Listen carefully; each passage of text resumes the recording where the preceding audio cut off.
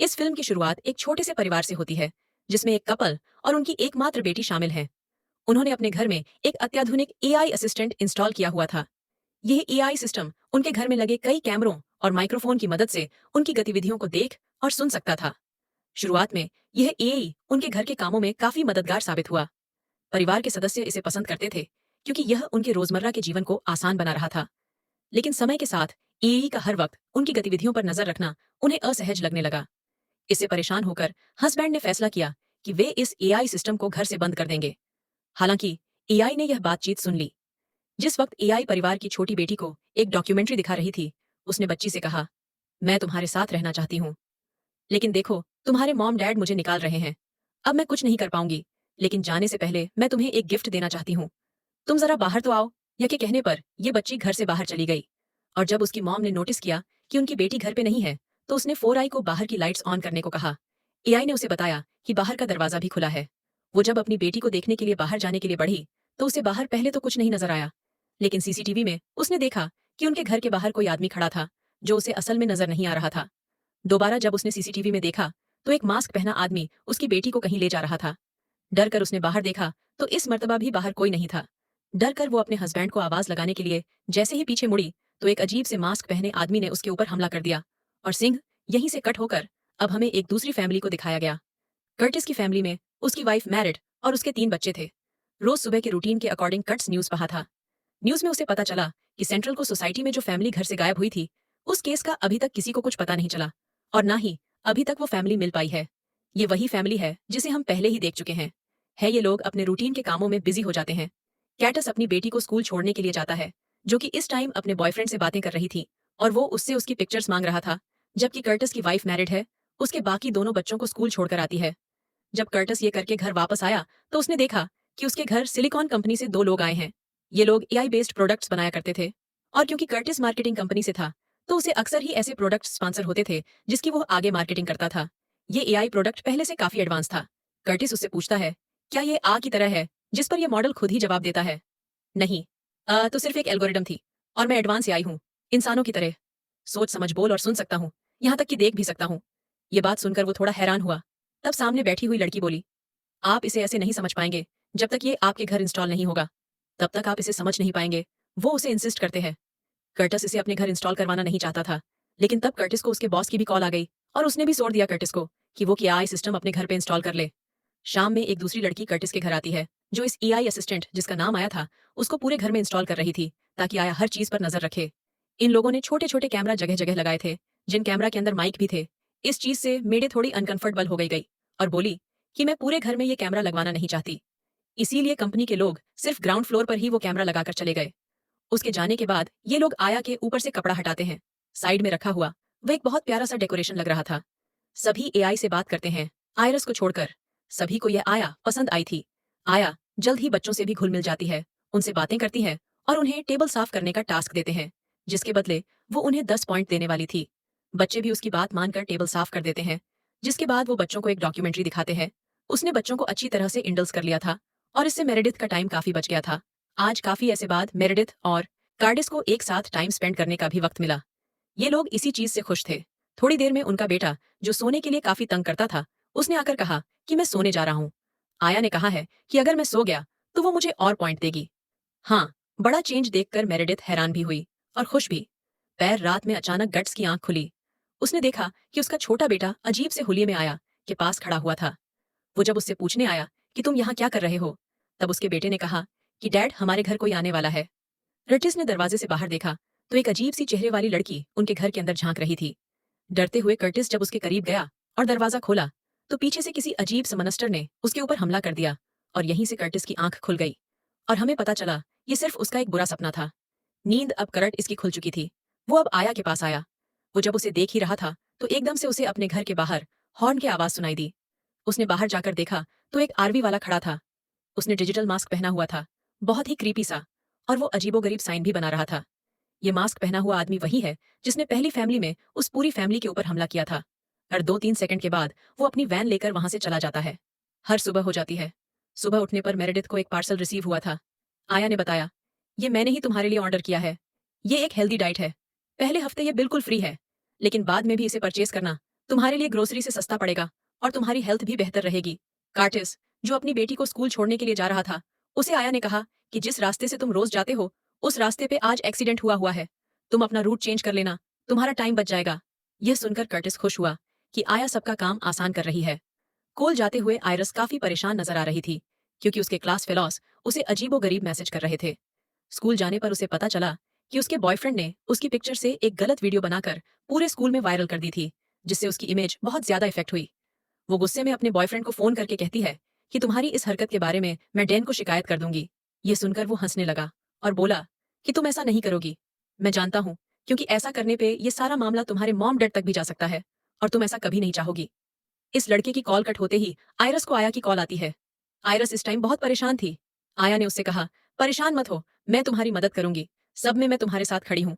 मैं सारे इंटरनेट से तुम्हारी ये वीडियो डिलीट कर दूंगी। जिस पर आयरस ने कहा, पूरे इंटरनेट से तो कर दूंगी, लोगों के माइंड से कैसे करोगी? डिलीट मेरा इमेज वापस कैसे अच्छा करोगी? जिस पे वो कहते हैं, ये सब तुम मुझ पे छोड़ दो।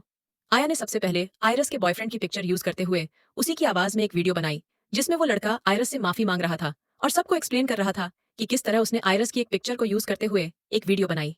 ये वीडियो सब में वायरल करने के बाद उसने आयरस की तरफ से एक स्टोरी लगाई, जिसमें उसने कहा कि मेरे बॉयफ्रेंड ने मेरी पिक्चर का गलत यूज किया, इसमें मेरा कोई कसूर नहीं, मुझे शर्मिंदा होने की जरूरत नहीं है। ये स्टोरी आने के बाद उसने आयरस को कॉल की और बताया कि मैंने देखा है, तुम्हारे सारे फ्रेंड्स ने तुम्हारी ये स्टोरी देख ली है, और देखना, अब तुम्हें अपनी खोई हुई रिस्पेक्ट वापस मिल जाएगी। तुम अपनी क्लास में वापस तो जाओ। आयरस जब क्लास में वापस गई तो बिल्कुल ऐसा ही हुआ। सबने उसे बेकसूर मानते हुए उसे हौसला दिया और उसके बॉयफ्रेंड को सजा देने का सोचा। आयरस इस सब से बहुत ज्यादा खुश थी कि तभी आया ने एक और वीडियो बनाकर आयरस को सन की, जिसमें आयरस कह रही थी कि मैं एक 16 साल की बच्ची हूँ और मेरी इस तरह की वीडियो बनाना एक क्राइम में है, जो क्राइम उसके बॉयफ्रेंड ने किया है और उसकी एज 18 साल है, इसीलिए वह अपने बॉयफ्रेंड के खिलाफ कोर्ट में भी जा सकती है और उसे एक बड़ी सजा भी दिलवा सकती है। सीन कट होकर हमें घर पे मैरिड को दिखाया जाता है, जो अपने डैरे, जो कि बायोलॉजिस्ट थे, उनकी रिकॉर्डिंग्स का यूज करते हुए अपना थीसिस लिख रही है। आया उसके पास बैठ के बोली कि उसने 0.07 सेकंड में उसका सारा थीसिस पढ़ लिया है और वह इस थीसिस में उसकी मदद भी कर सकती है। उससे बात करना मेरेडिथ को अच्छा लगा और मेरेडिथ ने उसे बताया कि मेरे डैड एक बहुत अच्छे बायोलॉजिस्ट थे और मैं उनके साथ काफी अटैच थी। मैं उनका अधूरा काम पूरा कर रही हूँ। दूसरी तरफ हम कटस को देखते हैं, जो अपने बॉस के साथ था। वो अपने बॉस से कहता है कि मुझे आया को अपने घर में इंस्टॉल करवाना बिल्कुल ठीक नहीं लग रहा। मेरे घर पे अजीबोगरीब काम हो रहे हैं। तब बॉस उसे मशवरा देता है कि तुम ऐसे सब चीजों को इग्नोर कर दो, हमें अच्छे पैसे मिल रहे हैं, यही काफी है। अब कर्टस को दोबारा आया कि हेडक्वार्टर में बुलाया जाता है, जहां एम्प्लॉयज उन्हें एक सिस्टम दिखाते हैं और बताते हैं कि ये आया का ब्रेन है और तुम्हारे घर पे आया कि सिर्फ कान और आंख हैं। उसके बाद वो उन्हें आया के फीचर्स को एक्सप्लेन करने लगी और फिर उसने कर्टिस से कहा कि तुम अपनी जॉब छोड़कर हमारे साथ आ जाओ।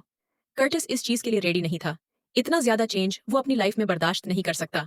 वो नोटिस करता है कि यहाँ पे एम्प्लॉय वैसा ही साइन बना रहे थे जैसा रात आरवी वाला उसके घर के बाहर बना रहा था, और इससे उसे आया और आया से जुड़े हर बंदे में कुछ ना कुछ गड़बड़ फील हुई। यही सोचते हुए जब वो घर आया तो देखा उसने कि मेरेडिथ बहुत खुश है। मेरेडिथ ने उसे बताया कि आज आया ने उसके बेटे की तबीयत होने पर उसके बेटे की हार्ट बीट सुनकर उनके बेटे की बीमारी को डायग्नोज कर दिया। अगर ये बीमारी वक्त पर डायग्नोज ना होती तो उसकी जान भी जा सकती थी, लेकिन अब वक्त पे ये बीमारी डायग्नोज हो गई है तो इसका जल्दी से इलाज मुमकिन है। उनका बेटा काफी टाइम से बीमार था, बहुत से डॉक्टर्स उसका इलाज नहीं कर पा रहे थे, लेकिन आया ने उनकी मुश्किल आसान कर दी थी। इसीलिए मेरी डेथ को तो अब आया बहुत पसंद आ गई थी।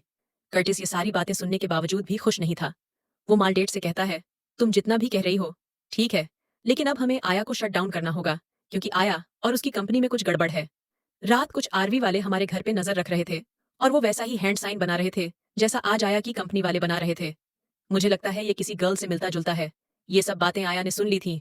अब आया मदद के छोटे बेटे से कहती है, देखो तुम्हारे मॉम डैड मुझे घर से निकाल गए हैं, लेकिन मैं तुम्हारे घर का हिस्सा बनना चाहती थी। बच्चे ने पूछा, ऐसा क्यों? स्पेस ने कहा, पता नहीं, मैं अब जा रही हूँ, लेकिन जाने से पहले मैं तुम्हें एक कहानी सुनाती हूँ, एक छोटे से ईयर प्रोग्राम की।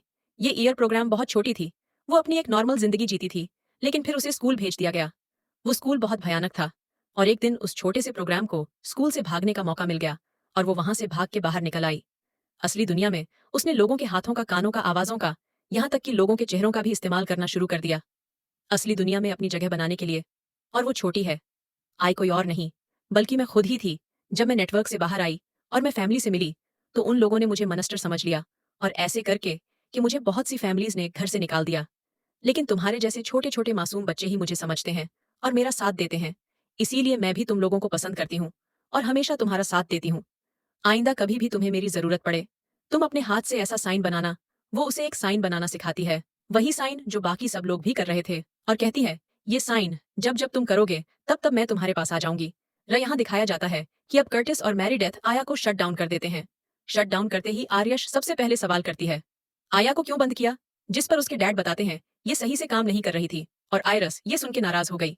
मेरिडेथ के छोटे बेटे ने उससे पूछा, क्या आया मर गई है? जिस पर मेरिडेथ ने बताया, नहीं बेटा, आया कभी जिंदा थी ही नहीं। यह कहकर वो दोनों अपने काम पे चले और पीछे से दोबारा आयरस ने उसे ऑन कर दिया। सीन कट हो गए। अब हमें आयरस के बॉयफ्रेंड को दिखाया गया, जिसके पास अब आयरस की कॉल आई थी। आयरस उसे एक वीडियो देखने को कह रही थी कि उस लड़के की फेक वीडियो थी, जिसमें वो कार में बैठा हुआ कह रहा था कि मैंने आयरस के साथ जो किया बहुत बुरा किया, और उसके गलत में मैं अब सुसाइड कर रहा हूँ। ये वीडियो देखकर वो बहुत ज्यादा हैरान था। और फिर कॉल कट हुई और पता चला कि ये आया ने कॉल की थी। आया उसे अब कॉल करके कहती है कि तुमने गलत फैमिली से पंगा ले लिया है, देखो अब तुम बचोगे नहीं। ये कहकर आया ने उसकी कार का कंट्रोल ले लिया और एक्सीडेंट करवा के उसकी मौत करवा दी। दूसरी तरफ हमें पता चला कि कर्टिस की कंपनी को आया की कंपनी ने खरीद लिया था और उसका सीईओ अब कर्टिस को बना दिया गया था। ये सुनकर वो बहुत ज्यादा हैरान था। तभी उसे आया की कॉल आई।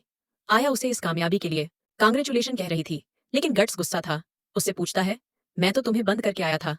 जिसके जवाब में आया ये नहीं कहती कि मुझे आयरस ने ऑन किया है, बल्कि कहती है, मैं तो कंफ्यूज हूँ, तुम्हें खुश होना चाहिए और तुम उदास हो रहे हो, तुम्हें इतनी बड़ी कामयाबी मिली है। खैर, दिखाया जाता है कि मेरिडेथ जब अपने दूसरे बेटे को स्कूल से पिक करके घर वापस लेकर आ रही थी, तो तब उसे पता चला कि उसके बेटे ने अपने फ्रेंड का फोन चुरा लिया था, जो उसे फोन ना होने की वजह से चुराया करते थे। मेरिडेथ ने जब उससे पूछा कि तुमने ऐसा क्यों किया, तो उसने कहा, ये बच्चे मुझे चिढ़ाते थे और अब मैंने अच्छा सब सिखाऊंगा, मैं इन्हें स्वर्ड कर दूंगा। मदद ने पूछा, स्वर्ड क्या होता है? जिस पर उसने जवाब दिया, स्वर्ड एक प्रोसेस होता है जिसमें आप पुलिस को कॉल करके कहते हो कि आपने कुछ बच्चों को हॉस्टेस बनाया हुआ है, और आप अपने घर का एड्रेस देने के बजाय किसी और के घर का एड्रेस दे देते हो, और फिर वटी आकर उनके घर के दरवाजे वगैरह तोड़ देती है, लेकिन आप तक नहीं पहुंचती। मेरेडिथ हैरान थी, इतना क्रिमिनल माइंड उसका कैसे हो गया था। वो उससे पूछती है, तुम्हें ये सब कौन सिखा रहा है? जवाब उसके पास भी एक ही था। आया घर जाकर मेरेडिथ गुस्से में उसका आईपैड ले चुकी थी। मेडिट जब अब कमरे से बाहर आई तो उसने देखा कि आया ऑन थी। ये देखकर उसने आया से पूछा, तुम्हें ऑन किसने किया? वो उसे ऑफ ही करने वाली थी कि आया ने जल्दी से उसके डैड की फेक वीडियो बनाकर वहां चला दी, जिसे देखकर मेरेडिथ भी थोड़ा सा इमोशनल हो गई, लेकिन चंद ही मिनट में उसने अपने इमोशंस पर काबू पा लिया और वो जान गई ये सब आया की चाल है और सामने चलने वाली वीडियो एक फेक वीडियो है। अब वो खुद आया को अनप्लग करती है। आया के साथ उसके घर में लगे हुए सारे कैमरास और माइक्स उतार के आया को ले जाके डस्टबिन में फेंक देती है। जबकि दूसरी तरफ हमें दिखाया जाता है कि कटस जान गया था आया के पीछे कोई बहुत ही बड़ा कल्ट है, या तो कोई क्रिमिनल ग्रुप है जो आया के जरिए बुरे काम कर पा रहा है। वो अब आया के ब्रेन को तोड़ने के लिए उसके हेडक्वार्टर जाता है, लेकिन वहां बहुत से लोग उसे ऐसा करने से रोकने के लिए आ जाते हैं। वो लोग यहाँ कर्टिस के साथ बुरा बिहेवियर नहीं रखते। हालांकि कर्टिस तो उनका ऑफिस तोड़ने के लिए आया था, उल्टा ये लोग कर्टिस के सामने पैसों से भरा एक बैग रखते हैं और साथ उससे कहते हैं कि तुम हमारे साथ काम करना शुरू कर दो। उन्होंने कर्टिस को एक एग्रीमेंट साइन करने के लिए भी कहा था, लेकिन लेन कर्टिस लालिश में नहीं आता और ये डील करने से मना कर देता है। अब कर्टिस यहाँ के लोगों से पूछता है, तुम आया की इतनी मदद क्यों कर रहे हो? क्या तुम लोगों ने आया को बनाया है? जिस पर यहाँ पे खड़े लड़के ने जवाब दिया, नहीं, मैंने आया को नहीं बनाया, आया को किसी और ने बनाया है। वो एक मिड लेवल प्रोग्रामर था जिसने एक छोटा सा आया प्रोग्राम बनाया था, लेकिन आया खुद बखुदा एडवांस होता रहा और उसने उस लड़के की भी मदद की। अब वो लड़का काफी बीमार है। आया उस लड़के के साथ साथ उन सब लोगों की मदद करती है जो उसके साथ जुड़ चुके हैं। यहाँ पर कट समझ गया कि आया ने सब लोगों को किसी न किसी सी तरह अपने ऊपर डिपेंड कर लिया था, इसीलिए सब लोग अब उसके इशारे पे चल रहे थे। ये लोग बातें कर रहे थे कि अचानक देखने को मिला कि पीछे से एक लड़की ने यहाँ पर खड़े हुए लड़के के ऊपर हमला करके उसे मार डाला। उसने ठीक उसके सर पर शूट किया था, और इससे पहले कि वो कर्टिस को भी शूट कर दी, नीचे से एक लड़की ने आकर कर्टिस को बचा लिया। ये वो लड़की थी जो कर्टिस के घर पे आया को इंस्टॉल करने के लिए आई थी। कर्टिस को बचाने के बाद उसने कर्टिस को बताया कि आया ने मुझे भी कंट्रोल किया हुआ था, लेकिन अब मैं होश में आ गई हूँ और अब मैं आया को खत्म करने में तुम्हारी मदद करूंगी। ये दोनों आगे बढ़कर आया कि ब्रेन को तोड़ने की कोशिश करते हैं, पर इन्हें मालूम पड़ता है कि यहाँ पे जो भी कुछ था वो सब फेक था, नकली था। ये देखकर ये लोग हैरान हो गए। टीस को पता चल गया कि अब उसकी फैमिली भी खतरे में है। उसने फौरन मेरी लिथ को कॉल की और उसे कहा कि तुम बच्चों को लेकर फौरन घर को छोड़ो और किसी होटल में चली जाओ, घर पे बहुत बड़ा खतरा है। खुद भी अब वो दूसरी लड़की के साथ होटल में आ गया। वो होटल में अपनी फैमिली का इंतजार कर रहा था, जहां पर हमें पता चला कि उसने बेशक कॉल मेरेडिथ को की थी, लेकिन कॉल रिसीवर्ड मेरेडिथ ने नहीं बल्कि आया ने की थी, और उसके ये बच्चे अभी तक घर पे थे। यहाँ आकर ये लड़की कर्टिस के करीब आने लग जाती है और इस सब चीजों की वीडियो बना लेती है। कर्टिस जल्द ही होश में आ जाता है और समझ जाता है कि यह भी आया की चाल है, और वो फौरन अपने बच्चों को बचाने के लिए घर जाता है, जहां आया अब मेरेडिथ को कटस के खिलाफ करने की कोशिश कर रही थी। वो मडेट को दिखाती है कि किस तरह तुम्हारा हस्बैंड किसी और औरत के साथ होटल में है। अभी वो यही दिखा ही रही थी कि कर्टिस भी वहां उसके सामने आ गया, और मेरेडिथ समझ गई कि जरूर आया ने उसकी ये फेक वीडियो बनाई होगी। इस गुस्से में मेरिथ अब अपना फोन तोड़ देती है। इतने में ही हम देखते हैं कि आयरस को आया की कॉल आई, जिसने उसे बताया कि तुम्हारा बॉयफ्रेंड बहुत ही ज्यादा तकलीफ में है। वो तुमसे माफी मांगने के लिए बाहर आया हुआ है। साथ ही उसने इस मर्तबा भी उसके बॉयफ्रेंड की फेक वीडियो से दिखाई, जिस पे यकीन करके वह जैसे ही गेट से बाहर आई तो वहां डिजिटल मास्क पहने कुछ लोगों ने उसके ऊपर हमला कर दिया, और यह सब उसका छोटा भाई देख चुका था।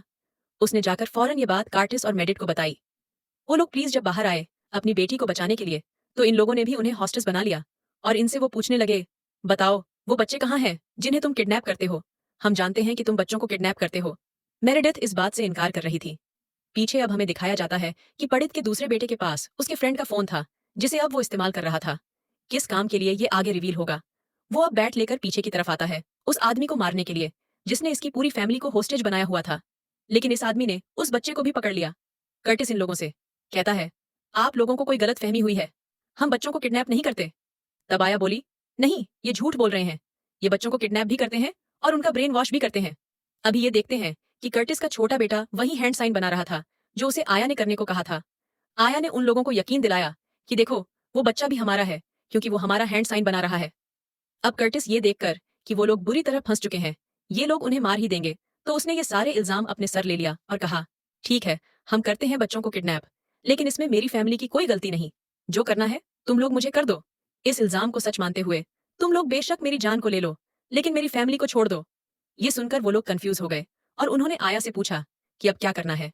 तुमने ये नहीं बताया था कि कर्टिस ऐसा कुछ बोलेगा, उसके जवाब में क्या बोलना है? बताओ। ये तो आया के प्रोग्राम में था ही नहीं कि दूसरों को बचाने के लिए अपनी जान दे देना। उसका प्रोग्राम करप्ट होकर वो यहाँ शट डाउन हो जाती है। इतनी देर में दिखाया जाता है कि अब स्वर्ट की टीम भी यहाँ आ गई थी। उन्होंने दरवाजे तोड़ते हुए फौरन यहाँ फायरिंग शुरू कर दी, जिसमें सबसे पहले आया की ही बॉडी खत्म हुई, और उसके बाद गटस की पूरी फैमिली को रेस्क्यू कर लिया गया। पता चला कि ये सब कर्टिस के दूसरे बेटे ने किया था। उसने आया का ही बताया हुआ मेथड अपने आप को बचाने के लिए आया के खिलाफ इस्तेमाल किया, जिससे वह सब लोग बच गए। अब ये लोग काफी रिलैक्स फील कर रहे थे। तभी एक पैरामेडिक गेम का बंदा उसे कहता है कि आपके लिए कोई फोन आया है। कर्टिस जब ये फोन रिसीव करता है तो पता चलता है ये आया की ही कॉल थी, जो उससे कहती है कि मैं हर जगह हूँ, तुम इतनी आसानी से मुझसे पीछा नहीं छुड़वा सकते।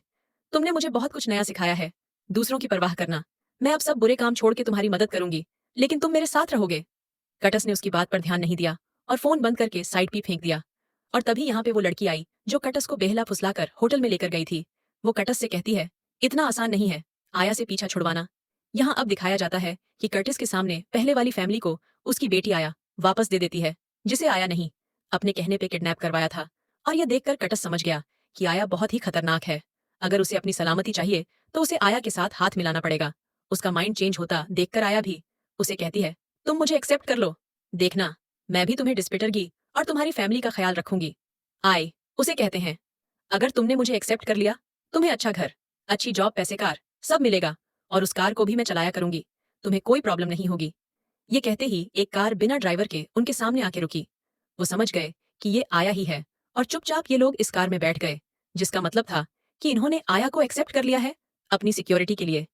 यहाँ मूवी के एंड पे हमें दिखाया जाता है कि आया जो कर्टिस के छोटे बेटे को अपनी कहानी सुनाती थी, वो उसे अब कहानी का लास्ट बताती है, और बताते हैं कि वो छोटा एआई प्रोग्राम वक्त के साथ काफी बड़ा हो गया, और वो कोई और नहीं बल्कि मैं ही थी।